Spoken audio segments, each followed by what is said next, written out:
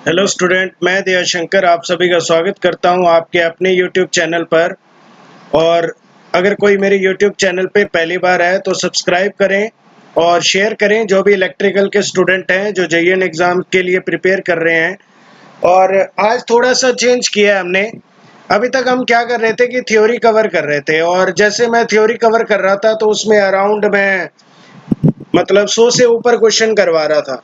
तो अब मैंने थोड़ा सा चेंज किया है और इससे हमारा सिलेबस भी फास्ट होगा, हमारी थ्योरी भी कवर होगी और क्वेश्चन भी कवर होगी। क्योंकि एसएससी जेईएन का एग्जाम अब ज़्यादा टाइम नहीं रहा है, उन्होंने डेट दे दी है 1 सितंबर। तो 1 सितंबर का मतलब अगर आज से हम काउंट करें तो हमारे पास आज 7 तारीख हो गई, तो हमारे पास कितना टाइम है आप अंदाज़ा लगा लो कि हमारे पास टाइम है 83 डे है। ठीक है, तो कहने का मतलब आज का दिन मिलाएं तो 84 डे है हमारे पास। तो हम क्या करेंगे, सारे सब्जेक्ट क्लियर करेंगे। नेटवर्क मैंने करवा ही दिया, मशीन हमारा चल रहा है। उसके बाद में पावर सिस्टम है, एनालॉग इलेक्ट्रॉनिक्स है, मेजरमेंट है और यूईपी है। तो वो सारा हम कवर करेंगे थ्रू द क्वेश्चन, और थ्योरी भी साथ में कवर करेंगे। ठीक है, तो अगर किसी को अलग से मान लो थ्योरी के नोट्स चाहिए तो मैं मेरा टेलीग्राम चैनल है ही, उसको ज्वाइन कर लें आप। लिंक दिया हुआ है मेरा डिस्क्रिप्शन के अंदर टेलीग्राम चैनल का, तो मैं वहाँ पे नोट्स भी डालता रहूँगा। ठीक है, तो स्टार्ट करते हैं इंडक्शन मोटर के most important question with detailed explanation.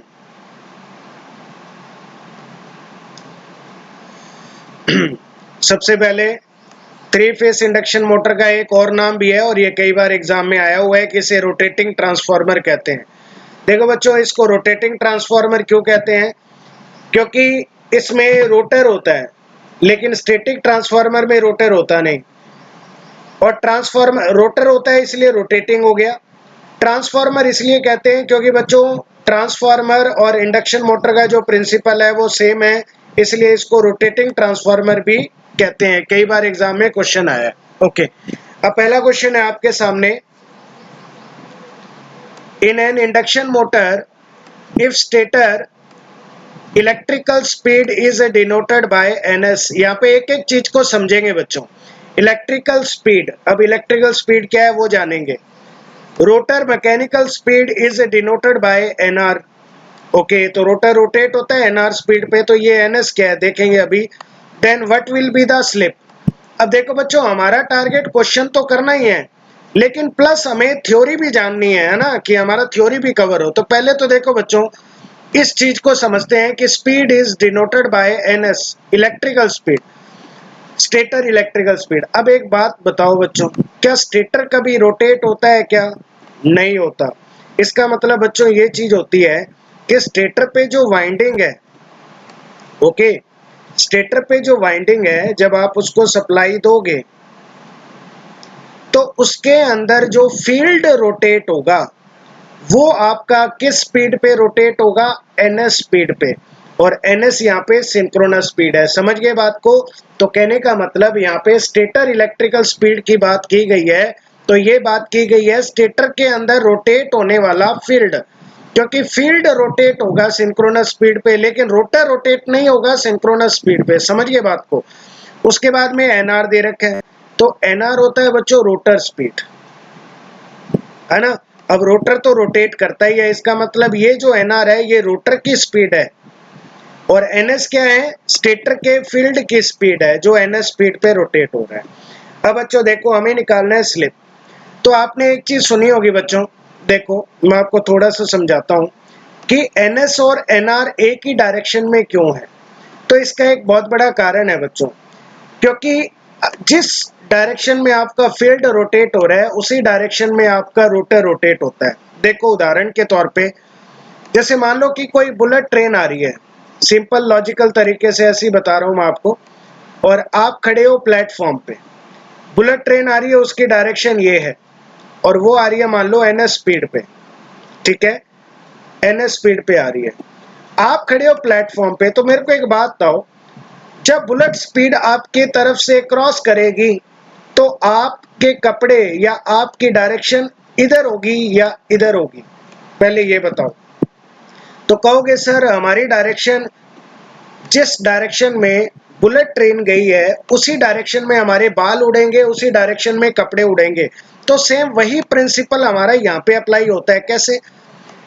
3 phase induction motor में बच्चों ओनली सप्लाई दी जाती है स्टेटर पे, रोटर की वाइंडिंग में कोई सप्लाई नहीं होती। तो रोटर रोटेट कैसे होगा सर? तो रोटर रोटेट ऐसे होता है बच्चों कि जब ये वाला फील्ड, कहने का मतलब स्टेटर फील्ड आपका एयर गैप के थ्रू रोटर के फील्ड से लिंक होगा, तो रोटर का फील्ड क्या करेगा, इस रोटर के अंदर एक करंट जनरेट करे, ईएमएफ इंड्यूस करेगा, और जिसके कारण इसके अंदर जो करंट जनरेट होगा और उस करंट के कारण इस पे एक फोर्स लगेगा जो रोटर को स्टेटर फील्ड की डायरेक्शन में घुमाने की कोशिश करेगा। समझ रहे हो कहानी? इसलिए ये चीज आपको ध्यान रखनी है। इसका मतलब स्टेटर फील्ड की डायरेक्शन में ही मेरा रोटर का डायरेक्शन होगा। अब एक बात बताओ बच्चों, जब दो चीजें एक ही डायरेक्शन में रोटेट होती हैं तो उनकी रिलेटिव स्पीड क्या होती है? ns माइनस nr होती है। और ns माइनस nr को ही हम कहते हैं बच्चों स्लिप। क्या कहते हैं? स्लिप। समझ गए बात को? तो स्लिप होती है ns माइनस nr, लेकिन ऑप्शन में तो एक भी नहीं है ns माइनस nr। इसका मतलब बच्चों ये जो स्लिप इसने पूछी है ये परसेंटेज स्लिप पूछना चाह रहा है। तो परसेंटेज स्लिप हम लिखते हैं बच्चों ns minus nr upon ns। ns minus nr upon ns। ns है आपकी स्टेटर फील्ड की स्पीड, nr है आपकी रोटर की स्पीड, और ns है आपके स्टेटर फील्ड की स्पीड। समझ गए बात को? ओके। अब एक चीज और सुन लो बच्चों, अगर बच्चों 3 फेस इंडक्शन मोटर में ओनली आप स्टेटर को सप्लाई दे रहे हो, रोटर को सप्लाई नहीं दे रहे हो, इसका मतलब रोटर तो अपने आप घूमेगा बच्चों। रोटर अगर अपने आप घूमेगा, रोटर को आपने सप्लाई नहीं दी, इसलिए ध्यान रखना बच्चों 3 फेस इंडक्शन मोटर आपकी सेल्फ स्टार्ट इंडक्शन मोटर होती है। कई बार एग्जाम में आता है, 4 ऑप्शन दे देता है, which of the following motor is not a self start या सेल्फ स्टार्ट। ठीक है, चलो आगे चलते हैं। Next question, a small in polyphase induction motor, polyphase का मतलब है 3 phase induction motor, help to reduce the magnetising current. अब देखो बच्चों बड़ा ही समझना आसान है, देखो इधर ये स्टेटर है, ये रोटर है। अब एक बात बताओ, मैंने अभी आपको बताया है कि हम केवल स्टेटर पे सप्लाई देते हैं, करेक्ट है। अब बच्चों एक बात बताओ, ट्रांसफार्मर में क्या होता था? ट्रांसफार्मर में भी 2 वाइंडिंग होती थी कि नहीं होती थी? एक होती थी प्राइमरी साइड और एक होती थी सेकेंडरी साइड। ठीक है। अब एक बात बताओ, जब आप स्टार्टिंग में करंट देते थे, कोई लोड नहीं लगा हुआ, तो स्टार्टिंग में एक करंट फ्लो होता था जिसे आप नो लोड करंट कहते थे, और उसके अंदर एक करंट होता था मैग्नेटाइजिंग करंट। मैग्नेटाइजिंग करंट क्या करता था? कोर से लिंक होता था दूसरी वाइंडिंग से। अब एक बात बताओ, यहाँ पे जो मैग्नेटाइजिंग करंट है उसके कारण मैग्नेटिक फील्ड आता है, और ये मैग्नेटिक फील्ड कोर से होता हुआ दूसरी वाइंडिंग से लिंक हो रहा है। तो आपको पता था बच्चों कि लोहे के कोर का रिलेक्टेंस ज्यादा नहीं होता, इसलिए बच्चों हमें मैग्नेटाइजिंग करंट कम चाहिए। क्यों? क्योंकि हमारे पास पाथ है आयरन का, तो हमें मैग्नेटाइजिंग करंट क्या चाहिए? कम चाहिए। तो इसमें मैग्नेटाइजिंग करंट आपने देखा था 2 से 5% होता है। लेकिन बच्चों यहाँ पे हमारा स्टेटर मान लो प्राइमरी वाइंडिंग है और रोटर मान लो सेकेंडरी वाइंडिंग है।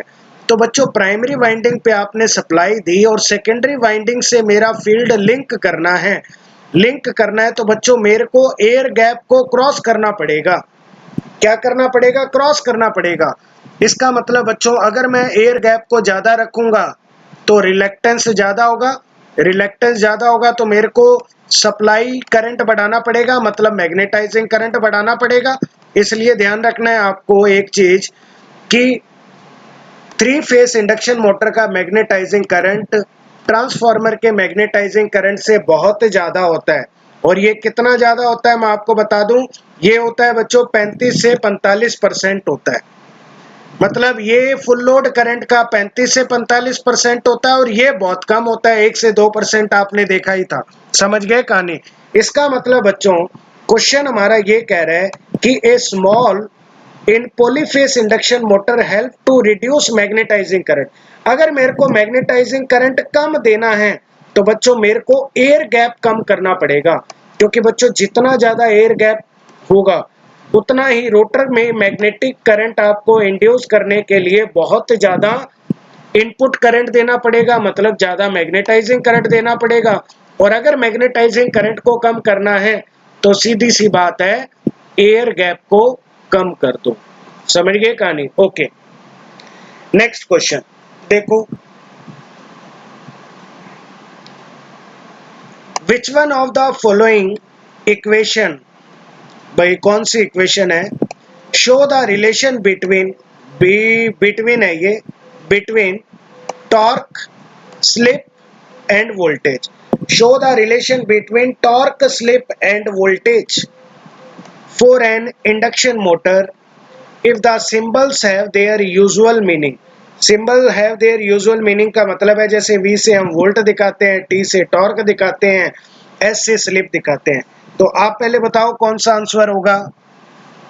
काफी इंपॉर्टेंट रिलेशन है ये एग्जाम के लिए।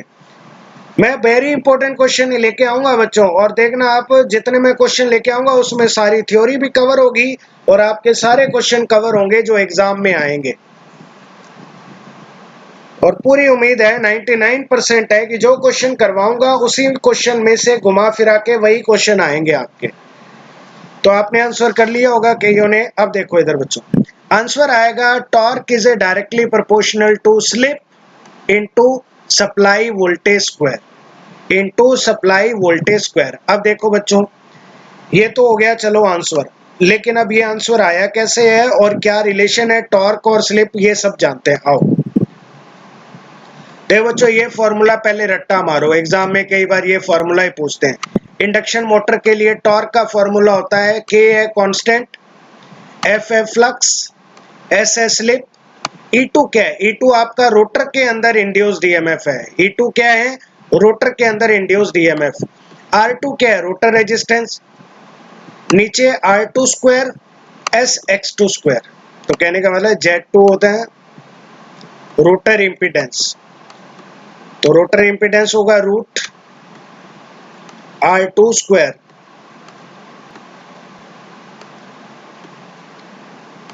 प्लस SX2, ये रिएक्टेंस है, रोटर रिएक्टेंस स्लिप के साथ मल्टीप्लाई है, ठीक है, ये है।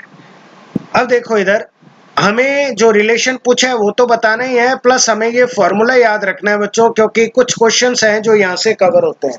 अब देखो इधर रनिंग कंडीशन की अगर बात करें, रनिंग का मतलब बच्चों अगर मैं बात करूं स्टार्टिंग, मान लो कि मेरी इंडक्शन मोटर अभी स्टार्ट ही हुई है, ठीक है, तो स्टार्टिंग के अंदर क्या होता है, स्लिप होती है वेरी लो, बहुत कम होती है, क्योंकि स्टार्टिंग के अंदर बच्चों एनआर आपका rotate sorry running condition, starting नहीं रनिंग कंडीशन की बात कर रहा हूं, मतलब मोटर चल रही है रनिंग कंडीशन में। तो रनिंग कंडीशन में क्या होता है, स्लिप कम होता है। अब ये कम ये ज्यादा क्यों होता है, ये स्लिप का रिलेशन आएगा नीचे, मैंने बता रखा है। तो स्टार्टिंग के अंदर स्लिप होती है जब रनिंग कंडीशन में मान लो आपके इंडक्शन मोटर का ऑपरेशन हो रहा है तो स्लिप कम होती है। तो स्लिप कम है तो बच्चों एक बात बताओ, SX2, क्योंकि स्लिप का मान बच्चों 0 से 1 के बीच में होता है इंडक्शन मोटर के लिए। किसके लिए, इंडक्शन मोटर के लिए।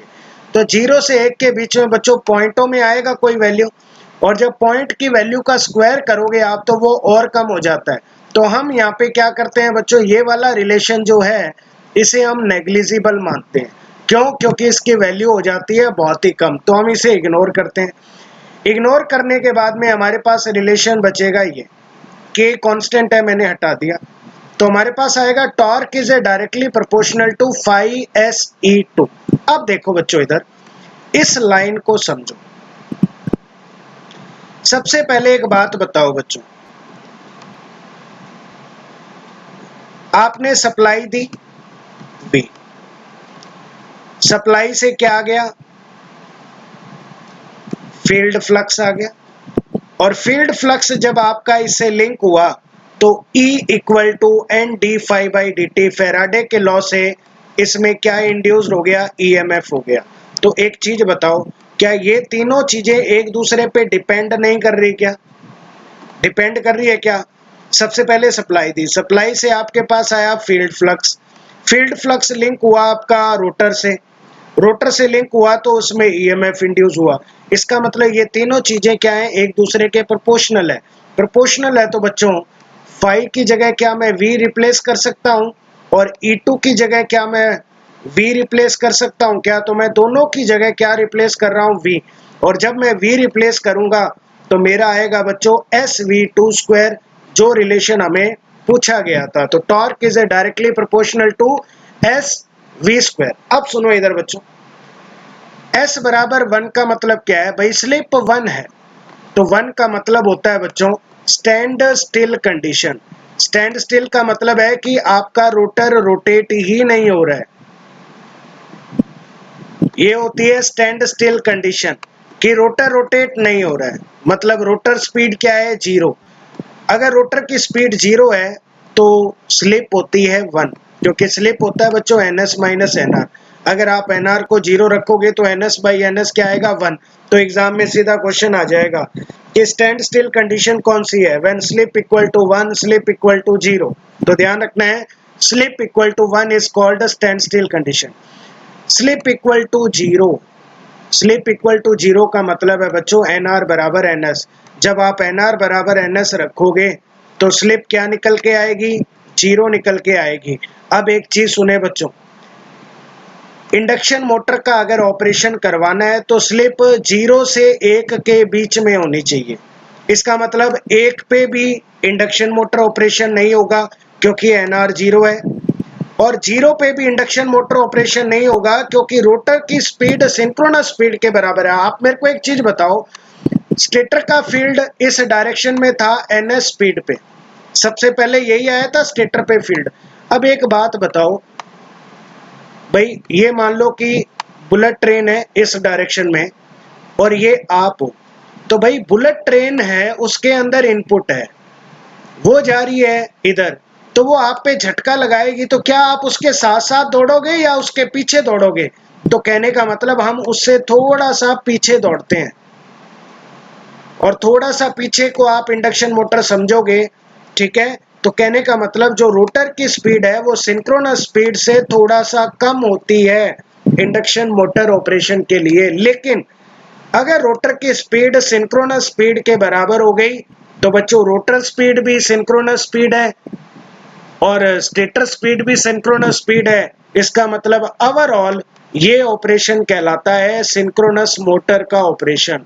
इसलिए ध्यान रखना, कई बार क्वेश्चन आता है कि सिंक्रोनस मोटर के अंदर स्लिप होती है, तो स्लिप होती है 0, क्योंकि सिंक्रोनस मोटर में रोटर और स्टेटर दोनों ही फील्ड सिंक्रोनस स्पीड पे रोटेट होते हैं। ओके, ये फॉर्मूला रट्टा मार लो, ये कंडीशनें रट्टा मार लो, ये चीज रट्टा मार लो, ठीक है? मैं बहुत सारे क्वेश्चन कवर कर रहा हूं एक क्वेश्चन में। चलो नेक्स्ट क्वेश्चन देखो भाई, ए 4 पोल एसी मोटर, अब एसी कोई भी हो सकती है बच्चों, है power frequency 50 hertz, what will be the synchronous speed of AC motor? अब बच्चों इंडक्शन मोटर भी एसी मोटर है क्योंकि सप्लाई एसी दी जाती है, इसके अलावा सिंक्रोनस मोटर भी एसी मोटर है, ठीक है? तो सिंक्रोनस स्पीड का फॉर्मूला होता है ns इक्वल टू 120f/p। देखो बच्चों ये फॉर्मूला बड़ा इजी है और हर बच्चे को पता होता है, लेकिन आप इतना ध्यान रखना 100 क्वेश्चन में से एक क्वेश्चन ये जरूर आता है जो फ्री का नंबर होता है और सभी करते हैं, ठीक है? तो कहने का मतलब 120f/p, इसका मतलब सिंक्रोनस स्पीड आएगी 1500 rpm। तो सिंक्रोनस स्पीड का formula 120f/p। Okay, question number 5 पे आएंगे बच्चों, which one of the following statement is not, ये थोड़ा करेक्शन करेंगे, not true about 3 phase induction motor. Okay, देखते हैं कौन सा सही नहीं है। 3 phase induction motor self start होती है क्या? अभी बताया भैया, सेल्फ स्टार्ट होती है क्योंकि रोटर पे कोई सप्लाई नहीं होती है ना। तो रोटर को कौन चलाता है? रोटर को चलाता है स्टेटर का field. Okay, less armature reaction, brush sparking because absence of commutator and brushes. हाँ, एक चीज ध्यान से सुनो, कम्यूटेटर तो बच्चों आपको पता होगा डीसी मशीन में काम में आता है, जो एसी को डीसी में बदलता है। समझ रहे हो बात को, डीसी को एसी में बदलता है।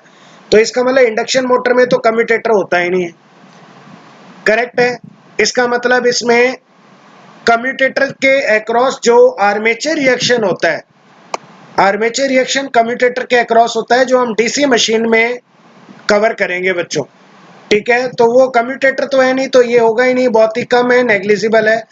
और ब्रश की स्पार्किंग कम होती है, क्योंकि बच्चों स्क्वायरल केज इंडक्शन मोटर में ब्रशेस यूज में ही नहीं लेते, इसलिए ध्यान रखना है, ये कम ही होते हैं, ज्यादा नहीं होते। तो ये तो करेक्ट है।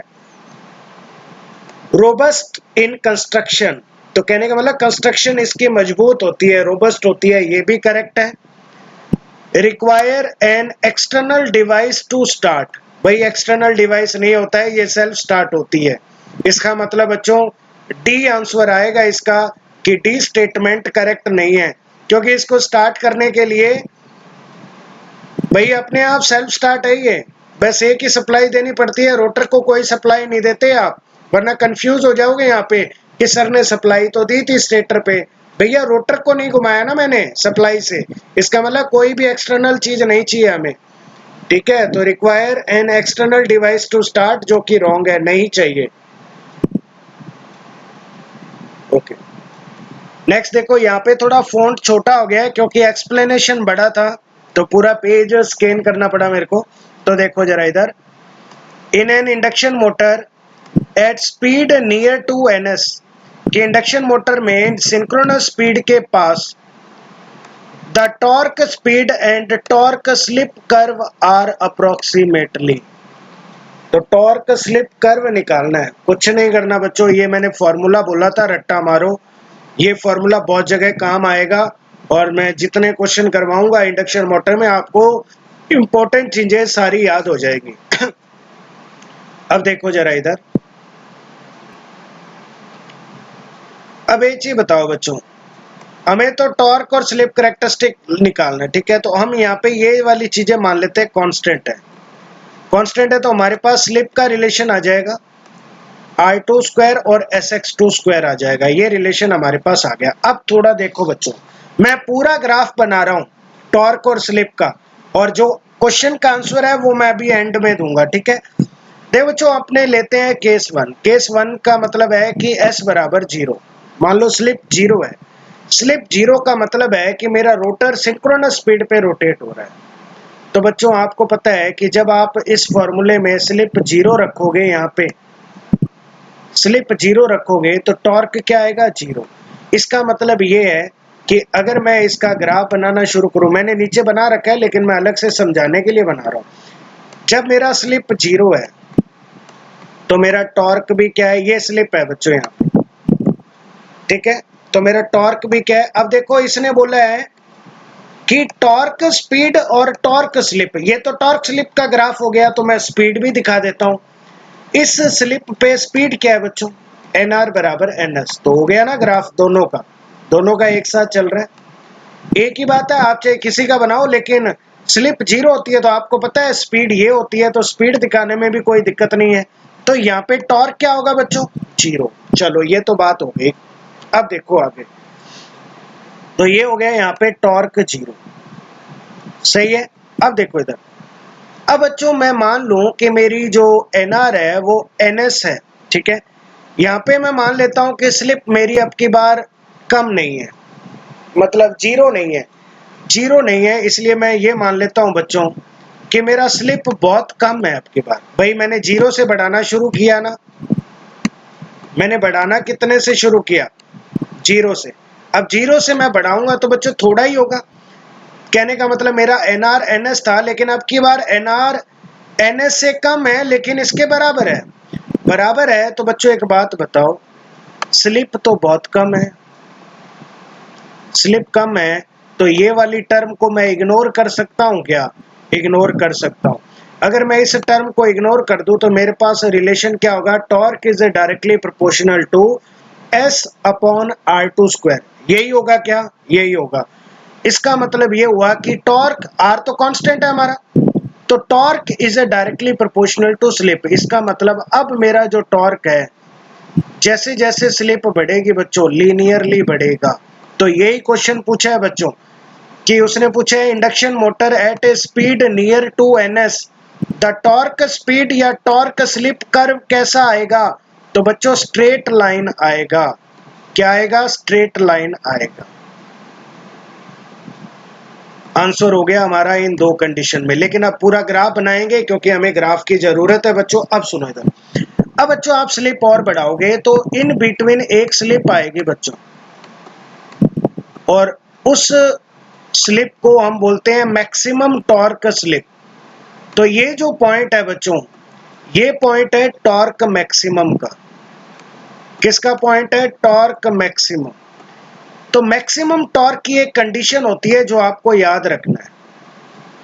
मैक्सिमम टॉर्क बच्चों तभी होगा अगर आपका रोटर रेजिस्टेंस रोटर रिएक्टेंस का स्लिप टाइम्स हो।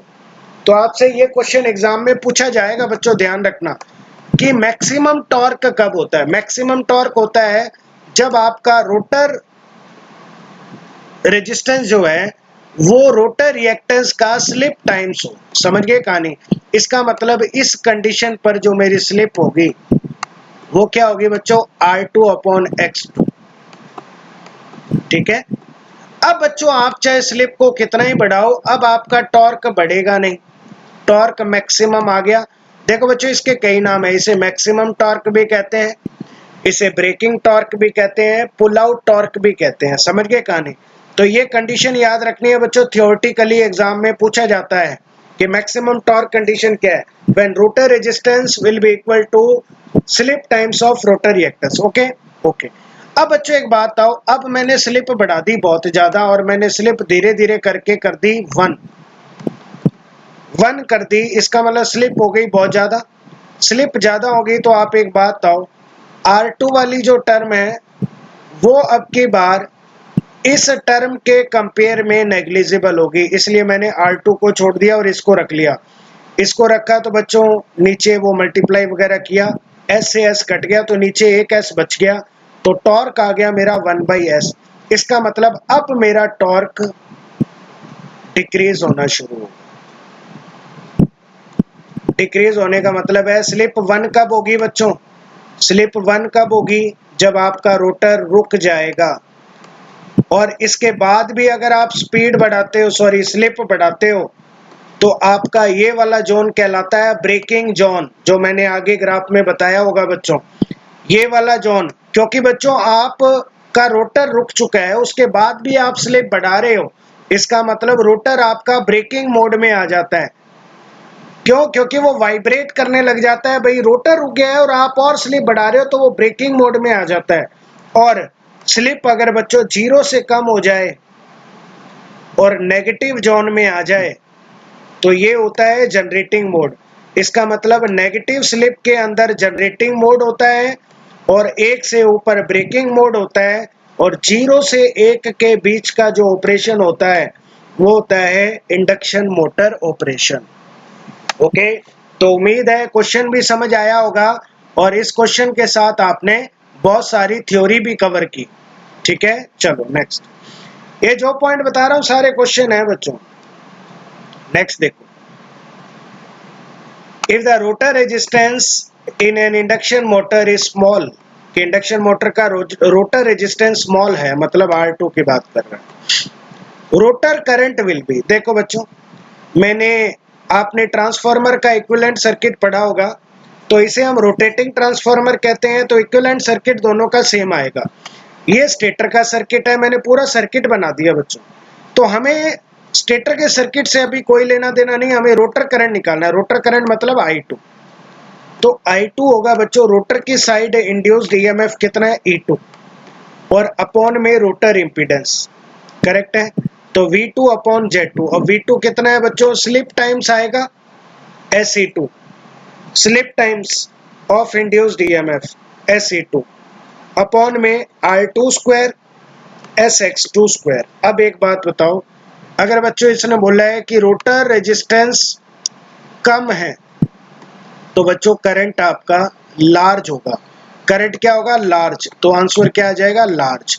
और ये इंडक्शन मोटर का इक्विवेलेंट सर्किट है। ओके, नेक्स्ट क्वेश्चन देखो। Slip of an induction motor when the rotor starts gaining speed। gaining speed का मतलब है कि रोटर धीरे धीरे अपनी स्पीड बढ़ा रहा है। स्पीड बढ़ाने का मतलब एनआर बढ़ा रहा है। धीरे धीरे क्या बढ़ा रहा है? एनआर बढ़ा रहा है। तो बच्चों एनआर बढ़ाएगा तो स्लिप कम होगी। तो स्लिप क्या होगी? कम। Okay, next question. Starting torque of an induction motor is applied volt. अच्छा, ये पूछा इसने कि जो स्टार्टिंग टॉर्क है इंडक्शन मोटर का वो अप्लाइड वोल्टेज के होता है। देखो बच्चों, मैंने अभी आपको रिलेशन बताया था कि starting torque is directly proportional to S V square, क्योंकि स्टार्टिंग में होती है स्लिप 1, क्योंकि एनआर 0 होता है, रोटर चलता नहीं। रोटर चलता नहीं तो आपको जो सेकेंडरी साइड जो V2 मिलेगा वो कितना मिलेगा? E2 ही मिलेगा। इसका मतलब बच्चों E2 कितना होगा? जितना प्राइमरी V है हमारा, वो रिलेशन मैंने बता ही रखा है आपको। इसका मतलब स्टार्टिंग में स्लिप होती है 1। अब स्लिप 1 है तो कहने का मतलब starting torque is directly proportional to supply voltage square. तो directly proportional to the square of applied voltage और सप्लाई वोल्टेज। ये क्वेश्चन आ गया जो बच्चों मैंने अभी बताया था।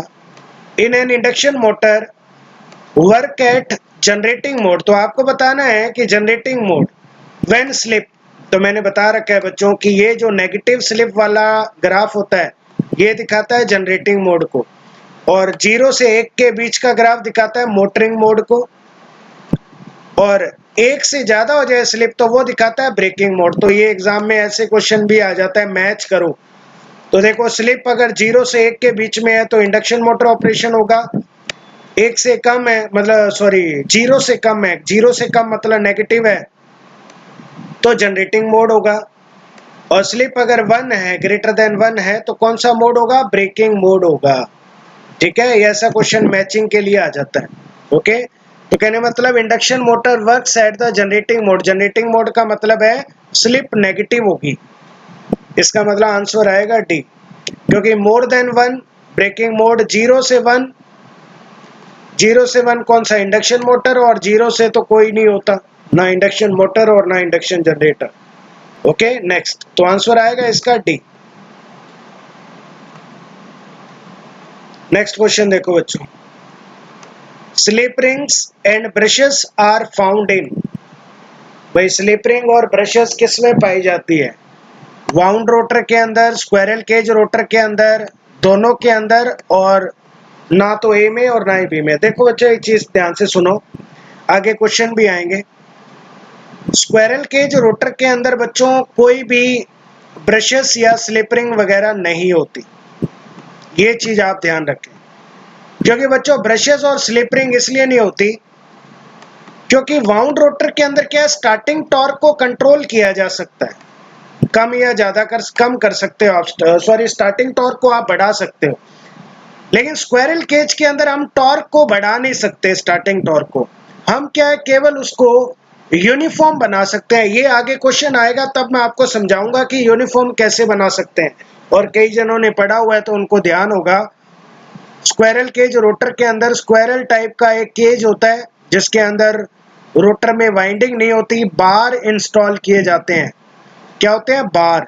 और इन बार को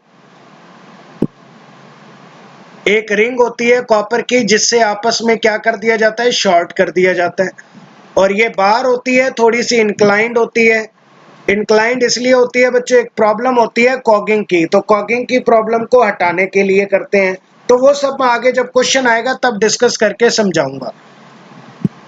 वाउंड रोटर के अंदर क्या होता है बच्चों, अभी तो इतना जानो कि इसमें स्टार्टिंग टॉर्क आप बढ़ा नहीं सकते, यूनिफॉर्म कर सकते हो।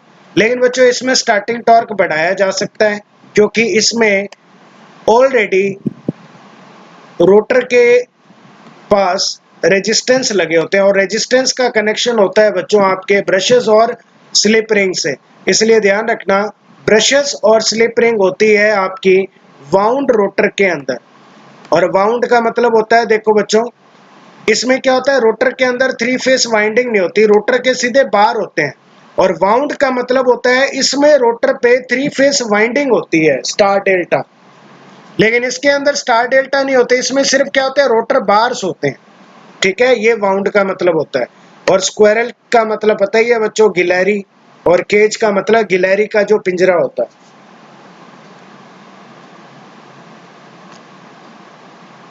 नेक्स्ट क्वेश्चन,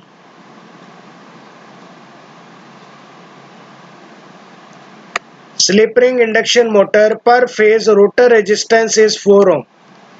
अच्छा, स्लिप रिंग इंडक्शन मोटर का पर फेज रोटर रेजिस्टेंस दे रखा है, मतलब R2। पर phase stand still, stand still का मतलब बच्चों S बराबर 1, इसका मतलब रोटर चल ही नहीं रहा है। तो आपको इम्पीडेंस दे रखा है, मतलब Z2 6 ohm. Consider the resistance, consider the rest parameter, consider the rest parameters are constant, find out starting torque ratio factor। तो स्टार्टिंग टॉर्क रेशियो का फैक्टर निकालना है बच्चों।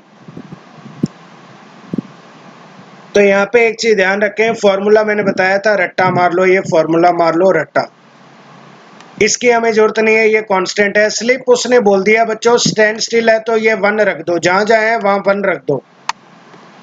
E2 की हमें जरूरत नहीं, क्योंकि E2 हमें कुछ दिया नहीं है। तो बाकी पैरामीटर को मारो कांस्टेंट, और टॉर्क को लिखो directly proportional to R2 square plus X2 square. और बच्चों आपको मैंने अभी बताया था Z2 का स्क्वायर बराबर होता है R2 square plus X2 square, या Z2 बराबर होता है root R2 square X2 square. इसका मतलब ये वाली टर्म हटाऊंगा और मैं Z2 स्क्वायर लिखूंगा, क्योंकि मुझे Z2 दिया हुआ है।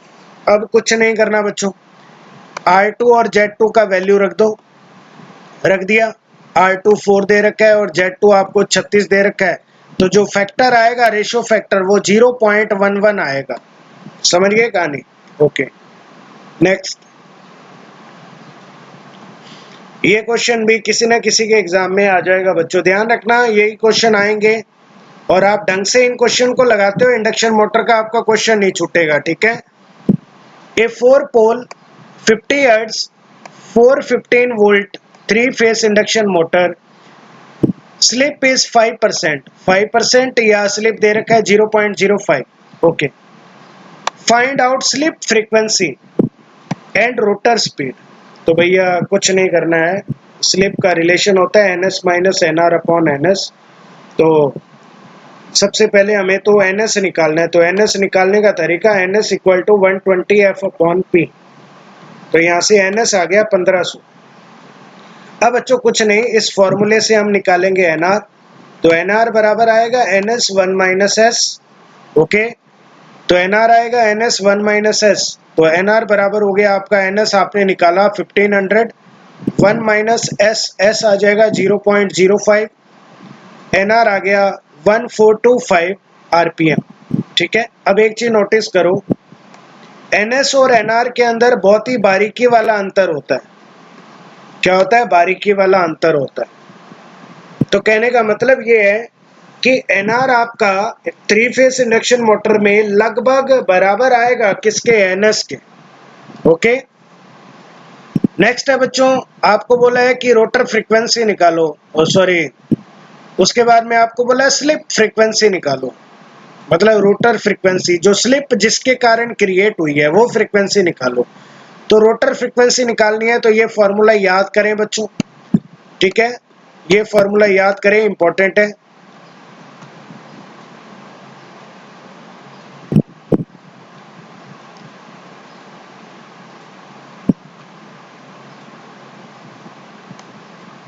तो ये जो फॉर्मूला है FR इक्वल टू SFS, ये आपको ध्यान रखना है।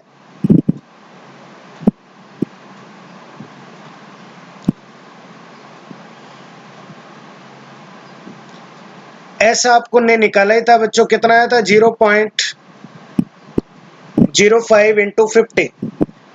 अब आप सॉल्व करोगे तो FR आ जाएगा 2.5 हर्ट्ज। और ध्यान रखना बच्चों, FR का वैल्यू लगभग इतना ही आता है। तो यहाँ पे जो मेन चीजें ध्यान रखने वाली हैं, एक तो ये फॉर्मूला NR बराबर NS 1 माइनस S, या ये वाला याद रख लो, एक ही बात है। और या उसके बाद में रोटर फ्रीक्वेंसी निकालनी है, तो वो ये याद रखना है, ठीक है। तो ये था बच्चों आज के मोस्ट इंपॉर्टेंट क्वेश्चन। और ध्यान रखें, मैं मुश्किल से आपको 40 से 50 क्वेश्चन करवाऊंगा हर टॉपिक में, और सारे क्वेश्चन कवर हो जाएंगे एग्जाम के। एग्जाम में आप देखोगे, और सारी थ्योरी भी कवर हो जाएगी एग्जाम की, ठीक है। तो मैं इस तरह से आपके जो सॉल्यूशन है वो पूरा डिटेल में बनाऊंगा कि A to Z थ्योरी भी कवर हो जाए और मोस्ट इंपॉर्टेंट एक्सपेक्टेड क्वेश्चन भी आ जाए, ठीक है। तो ओके बच्चों, थैंक यू। ज़्यादा से ज़्यादा शेयर करें, लाइक करें और सब्सक्राइब करें। Okay, thank you.